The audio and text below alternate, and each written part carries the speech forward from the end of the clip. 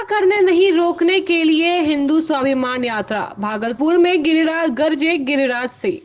Bharatiya Janata party के नेता और केंद्रीय मंत्री गिरिराज सिंह ने कहा है कि उनकी हिंदू स्वाभिमान यात्रा दंगा करने के लिए नहीं बल्कि दंगा रोकने के लिए निकाली जा रही है। भागलपुर में यात्रा की शुरुआत पर जिला स्कूल में आयोजित कार्यक्रम में गिरिराज सिंह ने कहा है कि जब हम धर्म की रक्षा करते हैं तो धर्म भी हमारी रक्षा करती है। 912 करोड़ से दरभंगा एयरपोर्ट को मिलेगा नया टर्मिनल भवन। प्रधानमंत्री नरेंद्र मोदी की ओर से आगामी 20 अक्टूबर को दरभंगा एयरपोर्ट के सिविल एन्क्लेव का शिलान्यास किए जाने की खबर है। जिले में लोगों में खुशी का लहर है। लोग बेसब्री से नए एयरपोर्ट से विमानों का परिचालन शुरू होने का इंतजार कर रहे हैं। बता दें कि अहलवालिया कॉन्ट्रैक्टर्स को दरभंगा एयरपोर्ट के नए सिविल टर्मिनल के निर्माण का ठेका दिया गया है। 13 से 14 करोड़ आबादी है, कुछ न कुछ होते रहता है। जीतन राम मांझी। विवादीय बयानों के लिए मशहूर रहे केंद्रीय मंत्री और बिहार के पूर्व मुख्यमंत्री जीतन राम मांझी ने सिवान और सारण में शराब से लगभग 3 दर्जन लोगों की मौत के सवाल पर राज्य की 13 से 14 करोड़ आबादी का जिक्र करते हुए कहा है कि कुछ न कुछ होते रहता है। इस तरह की घटना होते रहती है। आईएएस संजीव हंस के खिलाफ ईडी की कार्रवाई तेज। बिहार के आईएएस अधिकारी संजीव हंस के खिलाफ मनी लॉन्ड्रिंग के मामले में प्रवर्तन निदेशालय की कार्रवाई तेज हो गई है। ईडी ने शुक्रवार को हंस के 4 ठिकानों पर छापेमारी की। उनके पटना स्थित सरकारी आवास पर ईडी अधिकारियों ने तलाशी ली। 8वीं छात्र को कक्षा में पीट कर बेहोश किया। स्कूल टीचर के खिलाफ थाने में एफआईआर। बिहार के मुजफ्फरपुर के एक निजी स्कूल में 8वीं के छात्र की कंप्यूटर क्लास के टीचर ने बेरहमी से पिटाई कर दी। पिटाई के बाद छात्र बेहोश हो गया। उनके बाएं कान से सुनाई नहीं दे रहा है।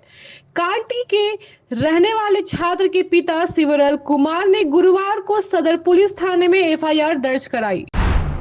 शराबबंदी नीति पर पुनर्विचार करे सरकार। जहरीली शराब कांड पर नीतीश पर बरसी कांग्रेस। बिहार से छपरा, सिवान और गोपालगंज जिले में जहरीली शराब पीने से मौत का सिलसिला जारी है। इस पर राजनीति भी लगातार चल रही है। आरजेडी के तेजस्वी यादव के बाद कांग्रेस पार्टी के नीतीश सरकार पर निशाना साधा है। पार्टी के बिहार प्रदेश अध्यक्ष अखिलेश सिंह ने नीतीश सरकार को शराबबंदी फेल होने पर माफी मांगने की बात कही है। उन्होंने कहा कि सरकार को इस नीति पर पुनर्विचार करना चाहिए। जमीन दस्तावेज से जुड़े सभी लंबित आवेदनों का 3 महीने में होगा निपटारा। बिहार में चल रहे भूमि सर्वेक्षण के बीच जमीन से जुड़े दस्तावेज हासिल करने के लिए किए गए ऑनलाइन आवेदनों का अगले 3 महीने में भीतर निपटारा कर दिया जाएगा। राजस्व एवं भूमि सुधार मंत्री दिलीप जायसवाल ने सभी लंबित आवेदनों को जल्द से जल्द निपटाने के सख्त निर्देश दिए हैं। सृजन घोटाले के आरोपों क्लर्क को फिर झटका। के पाठक ने बरकरार रखी बर्खास्तगी। बिहार के सृजन घोटाले में फंसे भू अर्जन विभाग के पूर्व नाजिर राकेश कुमार झा की बर्खास्तगी को राजस्व परिषद के चेयरमैन के पाठक ने भी सही ठहराया है। पाठक ने डीएम द्वारा जारी बर्खास्तगी के फैसले में कोई हस्तक्षेप नहीं किए, जिससे राकेश कुमार को एक और झटका लगा। सीबीआई जांच में सृजन घोटाले में उनकी भूमिका प्रामाणिक होने के बाद एक कार्रवाई की गई थी और अब पाठक ने इस फैसले को वैध करार दिया है। आईएएस संजीव हंस के खिलाफ ईडी की बड़ी कार्रवाई। प्रवर्तन निदेशालय ने शुक्रवार को आईएएस अधिकारी संजीव हंस के खिलाफ एक और बड़ी कार्रवाई की। पटना और दिल्ली स्थित उनके ठिकानों पर मनी लॉन्ड्रिंग एक्ट के तहत छापेमारी की गई। यह कार्रवाई सुबह से शुरू हुई तो लगातार जारी है। नवादा पावापुरी रेल लाइन परियोजना को मंजूरी। आसान होगी पटना और दिल्ली की यात्रा। नवादा से पावापुरी तक नई रेल लाइन के निर्माण को हरी झंडी मिल गई है। इस परियोजना के फाइनल लोकेशन सर्वे के लिए 82.75 लाख रुपए स्वीकृत किए गए हैं। यह नई रेल लाइन नवादा को पटना और दिल्ली से सीधा जोड़ेगी, जिससे स्थानीय यात्रियों और जैन तीर्थयात्रियों के लिए सफर आसान हो जाएगा। बिहार में 23,801 शिक्षकों के प्रमाण पत्र संदिग्ध, जांच के बाद हो सकती है कार्रवाई। बिहार में 1,87,818 नियोजित शिक्षकों में से 96 शिक्षकों के सर्टिफिकेट फर्जी पाए गए हैं, जबकि 23,801 शिक्षकों में प्रमाण पत्र संदिग्ध है। शिक्षा विभाग ने इन प्रमाण पत्रों की जांच के आदेश दिए हैं और दोषी पाए जाने पर संबंधित शिक्षकों पर सख्त कार्रवाई की जाएगी। जदयू की महिला उम्मीदवार बनाम राजद के यादव प्रत्याशी। बिहार के बेलागंज उपचुनाव में जदयू इस बार महिला प्रत्याशी को मैदान में उतारने की योजना बना रहा है, जिसमें पूर्व विधान पार्षद मनोरमा देवी का नाम प्रमुखता में सामने आ रहा है। वहीं राजद से सुरेंद्र यादव के परिवार के किसी सदस्य को उम्मीदवार बनाए जाने की संभावना है। इस बार दोनों पार्टियों के बीच एक ही जाति के प्रत्याशियों के बीच मुलाकात होने की उम्मीद है, जिससे जातिगत समीकरण चुनाव की दिशा तय कर सकते हैं। एसएसपी ने सीमाओं पर सख्त चौकसी और सुरक्षा बलों की तैनाती के दिए निर्देश। झारखंड विधानसभा चुनाव की तैयारी के मद्देनजर रखते हुए धनबाद एसएसपी एचपी जनार्दनन ने समीक्षा बैठक में जिले की सीमाओं पर कड़ी निगरानी और सघन जांच अभियान चलाने के निर्देश दिए हैं। उन्होंने मतदान केंद्रों की सुरक्षा, उग्रवाद प्रभावित क्षेत्रों में सख्त अभियान और चुनावी प्रक्रिया में बाहुबल व धनबल के उपयोग पर रोक लगाने के लिए विशेष रणनीति पर जोर दिया। सरयू राय 24 अक्टूबर को करेंगे नामांकन दाखिला। सरयू राय 24 अक्टूबर को जमशेदपुर पश्चिम से नामांकन दाखिल करेंगे। विजया मिलन समारोह में उन्होंने घोषणा की कि वह इस बार एनडीए गठबंधन के तहत चुनाव लड़ेंगे। राय जमशेदपुर पूर्वी से चुनाव लड़ना चाहते थे, लेकिन पार्टी के फैसले को उन्होंने स्वीकार किया। झारखंड चुनाव 2024 पहले चरण की 43 सीटों के लिए नामांकन प्रक्रिया शुरू। झारखंड विधानसभा चुनाव 2024 की अधिसूचना जारी हो गई है, जिसमें पहले चरण में 43 सीटों पर चुनाव होंगे। नामांकन की अंतिम तारीख 25 अक्टूबर है और मतदान 13 अक्टूबर को होगा।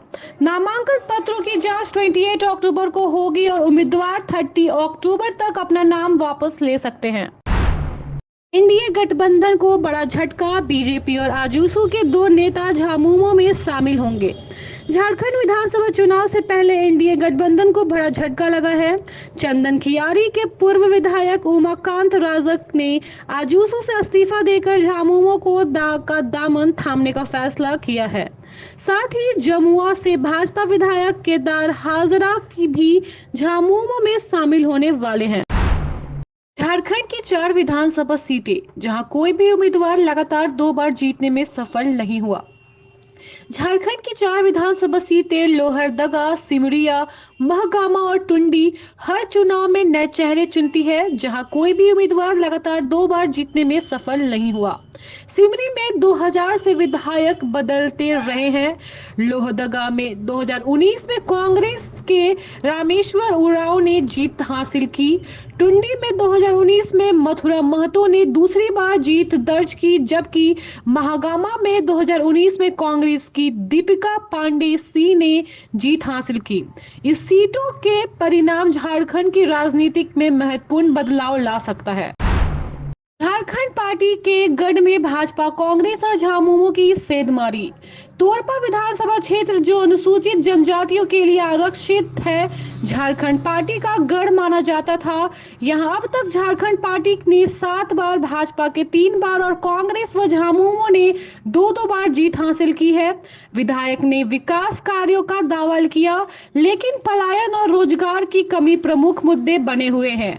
झामुमो के सुदीप गुड़िया ने विकास की कमी पर सवाल उठाया और विधायक की उदासीनता पर चिंता व्यक्त की है। झारखंड चुनाव 2024 एनडीए में सीटों का समझौता, आजसू को 10, जदयू को 2 और लोजपा को 1 सीट। झारखंड विधानसभा चुनाव 2024 के लिए एनडीए में सीटों का बंटवारा हो गया है। भारतीय जनता पार्टी ने आजसू जनता दल यूनाइटेड और लोक जनशक्ति पार्टी के साथ मिलकर चुनावी रणनीति बनाई है। आजसू पार्टी को 10 सीटें मिलेंगी, जबकि जदयू 2 सीटों पर चुनाव लड़ेगी। लोजपा को 1 सीट दी गई है। इस गठबंधन का उद्देश्य झारखंड मुक्ति मोर्चा, कांग्रेस, राष्ट्रीय जनता दल और वाम दलों के इंडिया गठबंधन को हराना है। बंटवारे की कवायद तेज, बीजेपी की प्रत्याशियों की सूची का इंतजार। झारखंड में विधानसभा चुनाव को लेकर राजनीतिक सरगर्मी बढ़ गई है। 18 अक्टूबर को पहले चरण की चुनाव अधिसूचना जारी होगी, जिसमें 7 नामांकन प्रक्रिया शुरू होगी। इंडिया गठबंधन और एनडीए अपने सहयोगियों के साथ सीट बंटवारे पर मंथन कर रहे हैं। कांग्रेस के प्रभारी गुलाम अहमद मीर ने बताया है कि राहुल गांधी के दौर के बाद प्रत्याशियों की सूची जारी होगी। राजद ने 22 सीटों पर दावा ठोका है, जबकि जेएलकेएम ने 8 प्रत्याशियों की घोषणा की है। भाजपा के प्रत्याशियों की सूची का भी सभी को इंतजार है। Thank you so much for watching this video. Don't forget to like, comment, share, and subscribe.